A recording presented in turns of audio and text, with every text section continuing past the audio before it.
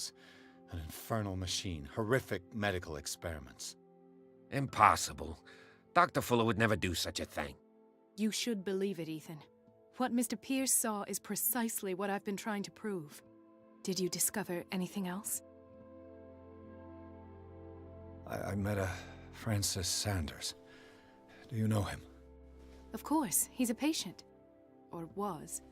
I haven't seen him since Dr. Fuller had him transferred to the basement.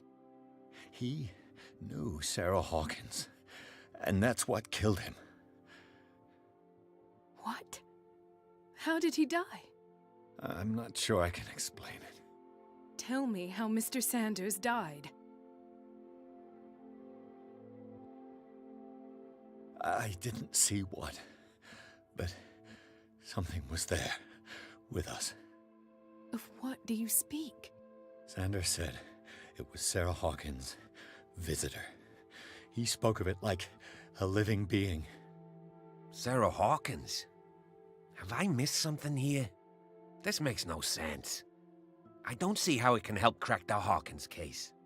You really think she's involved? How could she have murdered Mr. Sanders? Francis Sanders mentioned Mrs. Hawkins just before dying. It's no coincidence. You know, Francis Sanders was a well-known art collector. I guess you can still pay a visit to his wife, Irene Sanders. An art collector, you say? That's probably how they met. If you plan on having dinner at the Sanders household, please spare the widow the tale of her late husband's suffering. I don't agree.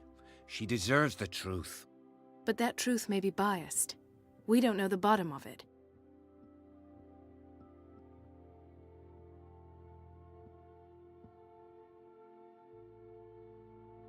You're right. Without a plausible explanation for what I saw, let's not jump to conclusions. That seems wise indeed. Very well. I'll go to see Francis's widow. Perhaps I'll find a link between her husband's death and Sarah Hawkins. Don't end up in the hospital this time. I'll do my best.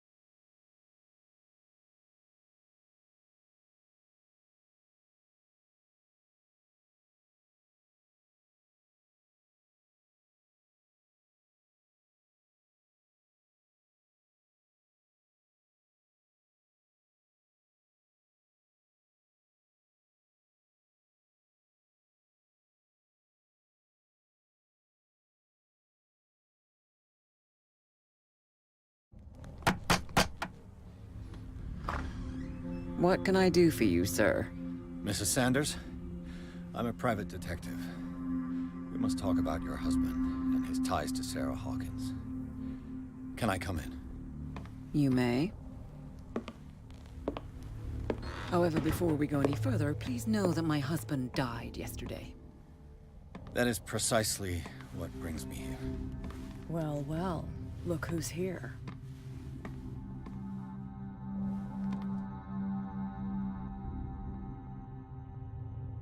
You know each other?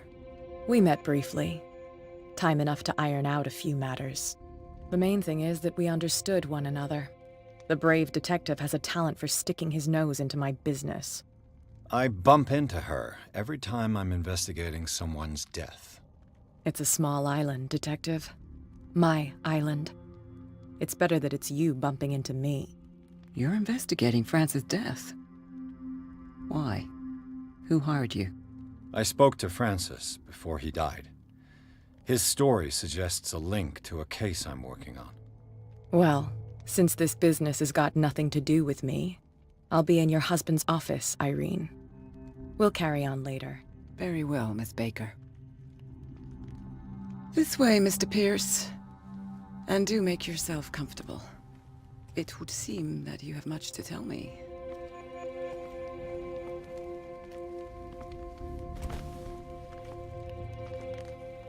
May I inquire as to when you had the opportunity to talk to my husband? Yesterday, I met him at the hospital. He spoke to me about Sarah Hawkins. Oh, of course he spoke to you about her. That's all he talked about. Sarah Hawkins and her paintings. Please forgive my tone.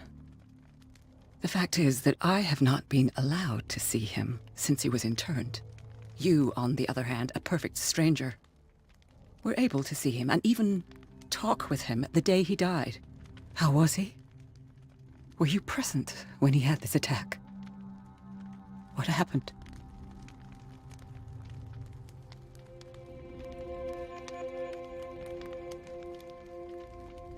What happened to your husband is terrible, Mrs. Sanders. But from what I saw, it was inevitable. The man I met yesterday had lost his reason. He suffers no longer, if you would allow me such a platitude. Of course. Thank you for your kind words. Nobody in that hospital would have deigned to speak them to me. However, it will require more than that to soothe my mind. I need to understand. How could this happen? In a reputed institute? And right before your eyes? Did you not do anything to help him?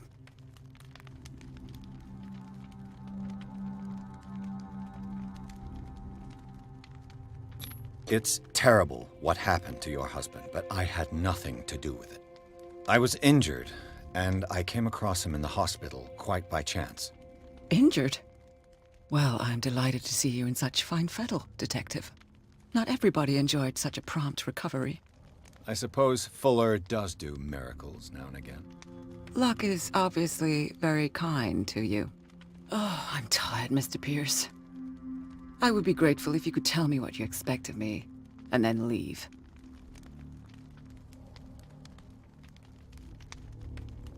I deduce that your husband already mentioned this dimensional shambler. Well, you can imagine that's all he talked about. It's exhibited at the center of the gallery. No better place for the painting that endowed him with the privilege of such a shameful and miserable end to his life. Hold on.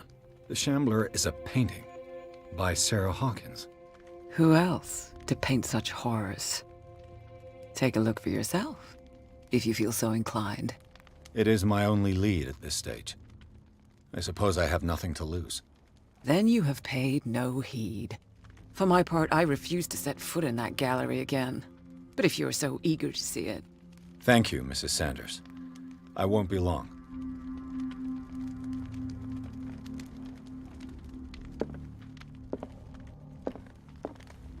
Did she really care for him after all?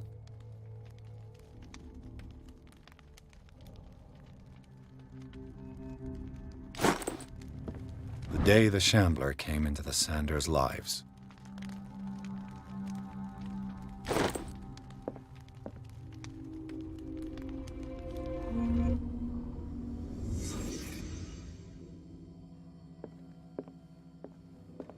A house of artists. Francis Sanders and Sarah Hawkins were close. Friends, even?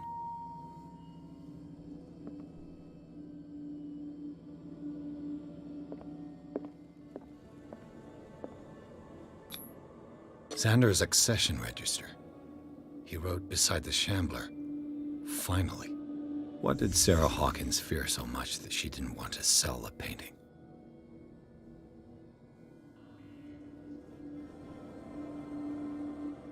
He finally won. Was Sanders aware of his imminent doom? She first refused to sell the painting. How did that make her feel?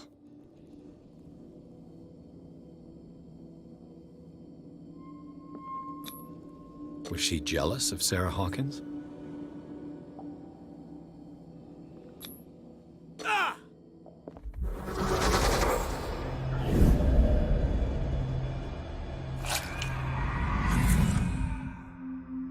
The Shambler. I need to see it.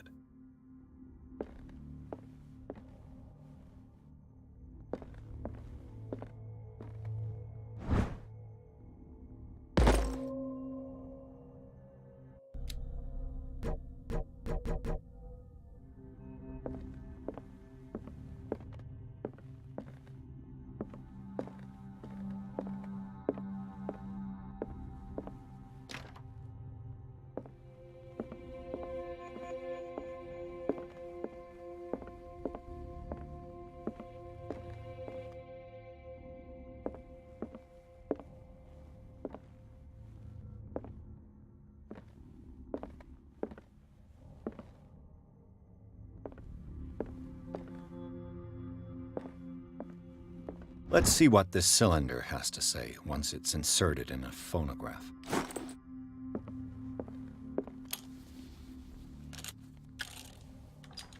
Irene, I made a mistake. I fear that it might be too late for me. Nobody should enter, except to burn everything. I never had the courage. Pay somebody to do it. He's inside my head. I see him behind my eyelids each time I shut my eyes.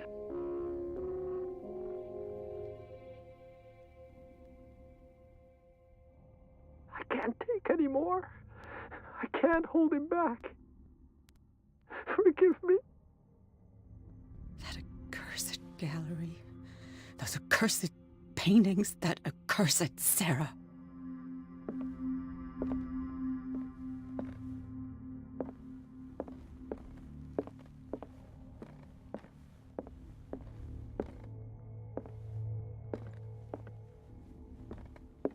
A strange Amerindian pendant.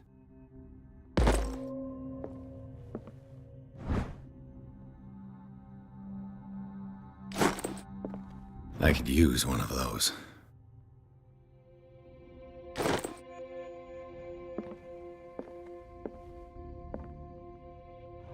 Strange. For months, Sarah Hawkins refused to part with her painting, to finally give it away for nothing.